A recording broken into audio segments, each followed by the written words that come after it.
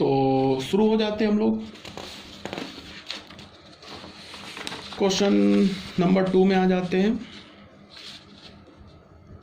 इसको सॉल्यूशन 2 में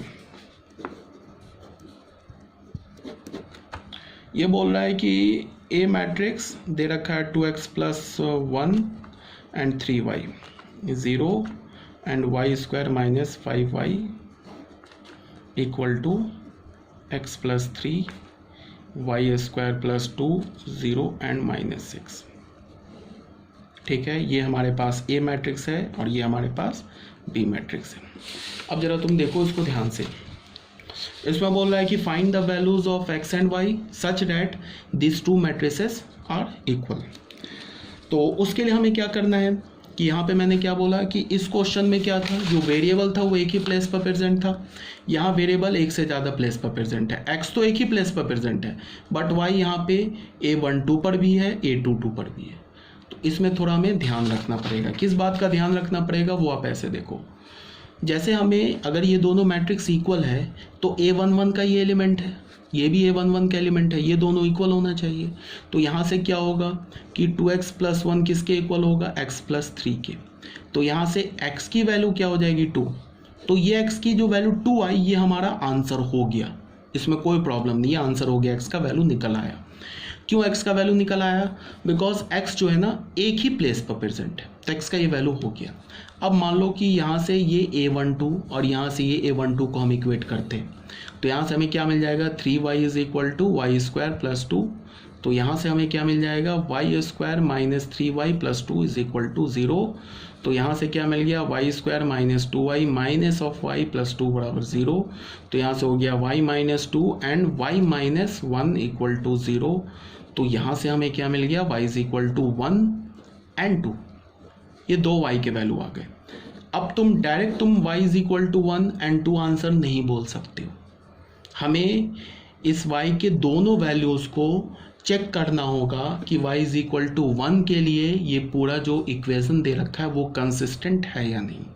कंसिस्टेंट का मतलब क्या कि अगर हमने y = 1 लिया, मान लो ये y = 1 लिया, यहाँ पे डालेंगे तो ये तो इक्वल आएगा ही, बिकॉज यहीं से तो हमने वैल्यू निकाला है y = 1 एंड 2, तो ये तो इक्वल आएगा ही। y का वैल्यू 1 डालो तो यहाँ 3 आ जाएगा, यहाँ 1 डालोगे तो 2 + 1 3, वो इक्वल आएगा। अब इस y = 1 को, y तो हमारा सेकेंड रो सेकेंड कॉलम में भी है ना, तो इस y = 1 को हमें यहाँ भी पुट करके देखना होगा कि A22 एलिमेंट इक्वल आ रहा है कि नहीं दोनों साइड से। तो यहाँ हमने y = 1 डाला तो 1 - 5 = -4, यहाँ हमें मिला -6, तो y = 1 नहीं चलेगा, ये मतलब हमारा रिजेक्ट हो गया, ये जो चीज़ है रिजेक्ट हो गया। अब y = 2 हमने देखा, तो y = 2, ये तो इसको तो करेगा ही सेटिस्फाई, बिकॉज यहीं से तो निकाला है। अब ये y = 2 हमने यहाँ डाला तो 4 - 10 -6, यहाँ भी -6 हो गया। तो y = 2 से ये जो इक्वेशन है ये कंसिस्टेंट है, तो ये y = 2 हमारा एक्सेप्ट हो गया, y = 1 रिजेक्ट हो गया। तो जो हमारा फाइनल आंसर आया, फाइनल आंसर क्या, आंसर जो आया हमारा वो आंसर क्या हो जाएगा x = 2 एंड y = 2। इस बात को तुम्हें ध्यान रखना है। ये हमें जो हम लोग वैल्यू निकालते हैं ना वो हमें चेक कब करना पड़ता है, जब जो वेरिएबल हो एक से ज़्यादा प्लेसेस पर हो।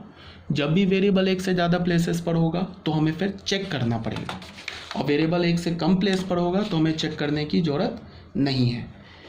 तो ये भी अभी तक क्लियर होना चाहिए आप लोगों को, ठीक है।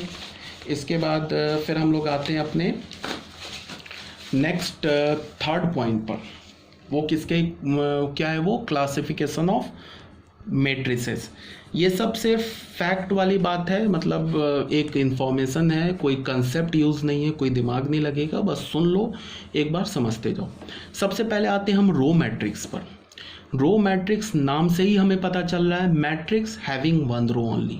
वैसे मैट्रिक्स को हम रो मैट्रिक्स बोलेंगे जिसमें सिर्फ एक रो हो, कॉलम कितने भी हो चलेगा, 2 कॉलम हो, 4 कॉलम हो, 10 कॉलम हो चलेगा, बट रो एक ही होना चाहिए। अगर रो एक से ज़्यादा हो गया तो फिर वो रो मैट्रिक्स नहीं बचेगा, ठीक है ना। क्लासिफिकेशन ऑफ मैट्रिक्स में हम ये पढ़ रहे हैं।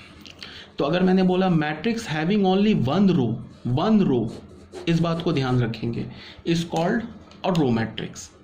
अगर हमने A is equal to I J M by N order का बोला is a row matrix if M is equal to 1, अगर M 1 के इक्वल है, M क्या हमारे पास रो, अगर M रो 1 के इक्वल है तो उसे हम क्या बोलेंगे रो मैट्रिक्स।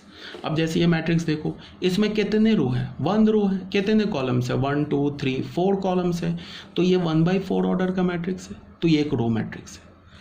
सेकंड में देखो इसमें कितने रो है 1 रो है, कितने कॉलम है 2 कॉलम है, तो ये 1/2 ऑर्डर का मैट्रिक्स है, तो ये भी एक रो मैट्रिक्स है। थर्ड में देख लो कितने रो है 1 रो है एंड 1 कॉलम है, तो ये भी हमारा एक रो मैट्रिक्स है। क्लियर है, यहाँ तक कोई दिक्कत नहीं होनी चाहिए। तो ये था हमारा क्या रो मैट्रिक्स। सेम लाइन पे column matrix, A matrix contain only 1 column is called a column matrix. अगर ये हमारा एक कॉलम मैट्रिक्स है तो m तो कुछ भी हो चलेगा, बिकॉज m तो रो को रिप्रेजेंट करता है, बट n का वैल्यू 1 होना चाहिए। n किसे रिप्रेजेंट करता है कॉलम को, तो कॉलम 1 होना चाहिए, इस बात को आप ध्यान में रखेंगे। तो ये कॉलम मैट्रिक्स हो गया, ठीक है। इसके बाद आ जाते हैं हम हॉरिजॉन्टल मैट्रिक्स पे। हॉरिजॉन्टल मतलब इस टाइप का होगा, वर्टिकल मतलब इस टाइप का। तो मैट्रिक्स हॉरिजॉन्टल कब बनेगा, ये बहुत ही सिंपल सी बात है, जब उसमें कॉलम्स ज़्यादा हो, कॉलम्स ज़्यादा हो रो कम हो, तो वो मैट्रिक्स कैसा दिखेगा हॉरिजॉन्टल टाइप, और जब उसमें कॉलम्स कम हो रो ज़्यादा हो तो वो कैसा दिखेगा वर्टिकल टाइप। जैसे हमने बोला कि एक मैट्रिक्स है m/n ऑर्डर का, ठीक है।